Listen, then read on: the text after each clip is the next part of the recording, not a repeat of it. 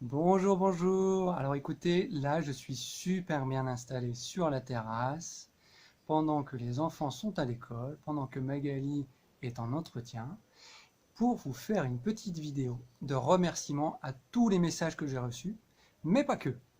Oui, restez bien avec moi et écoutez la vidéo jusqu'au bout, car je souhaite vous partager une réflexion et un projet inspiré par tous vos commentaires qui va vous aider et que vous devez absolument appliquer. Mais pour l'heure, place aux remerciements. Je tenais vraiment sincèrement à vous remercier toutes et tous pour tous vos messages, votre soutien, vos encouragements, les ondes et énergies positives que vous m'avez communiquées avant mon opération du genou. Ça fait du bien, ça fait beaucoup de bien, ça fait énormément de bien. Et qu'est-ce que c'est important de se sentir épaulé. Pour tout ça, merci encore. Merci également pour les messages bienveillants que j'ai reçus après l'opération. Et je continue d'ailleurs encore à recevoir pour me souhaiter un bon rétablissement, une bonne récupération, beaucoup de courage pour la rééducation que j'ai démarré d'ailleurs en début de cette semaine. Je profite également de cette vidéo pour faire une spéciale dédicace à mes parents qui, eh bien, comme tout parent d'enfants malades ou en situation de difficulté, s'inquiètent en veillant sur moi. Merci à vous, rassurez-vous, tout va bien, je vous embrasse bien fort. J'ai une attention encore toute particulière et une mention spéciale pour Mag et les enfants. Toujours aux petits soins pour moi, à veiller que je ne manque de rien. J'ai beaucoup de chance de vous avoir à mes côtés dans ma vie. Merci, je vous aime. Merci donc à toutes et tous pour les manifestations de votre présence et pensée pour moi. Vous êtes nombreux à me témoigner votre plaisir. Je dois l'avouer aussi, parfois même votre surprise à me voir aussi enthousiaste, de bonne humeur, avec bonne mine et motivé. C'est grâce à vous. C'est grâce à vous, oui, mais pas que.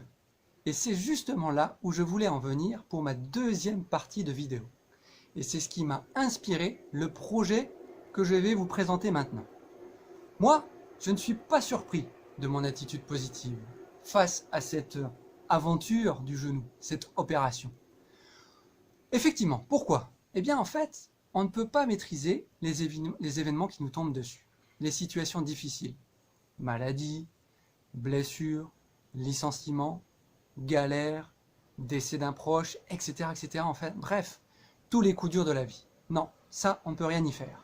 Par contre, on a le pouvoir de choisir notre réaction face à ces situations. Tout est une question de volonté et d'état d'esprit, de mindset. En fait, il n'y a pas 36 000 solutions. Il n'y a que deux choix possibles. Soit on décide d'adopter la version d'état d'esprit positif, optimiste, soit la version d'état d'esprit plutôt négatif, pessimiste. Moi, j'ai opté depuis longtemps sur la première version. Et quand on sait que de nombreuses études scientifiques prouvent que les personnes positives sont moins souvent malades, guérissent plus vite et ont une espérance de vie plus longue, doit-on vraiment hésiter sur le choix à faire? Je vous pose la question. Tout le monde peut prendre cette décision. La bonne nouvelle, c'est qu'au-delà de prendre la décision, tout le monde peut parvenir à la mettre en place dans sa vie. Il n'y a rien d'extraordinaire, rien d'inné, rien de magique, rien de compliqué, seulement quelques principes clés à connaître et à mettre en place. C'est le projet que je vous propose. Voir ensemble quels sont ces principes clés, les conditions à réunir pour apprendre à les maîtriser, à maîtriser nos réactions face à toutes ces situations. Je vous propose donc de publier régulièrement une vidéo format court, présentant et détaillant l'un de ces principes à la fois. On se retrouve donc très très vite avec les vidéos pour ces principes.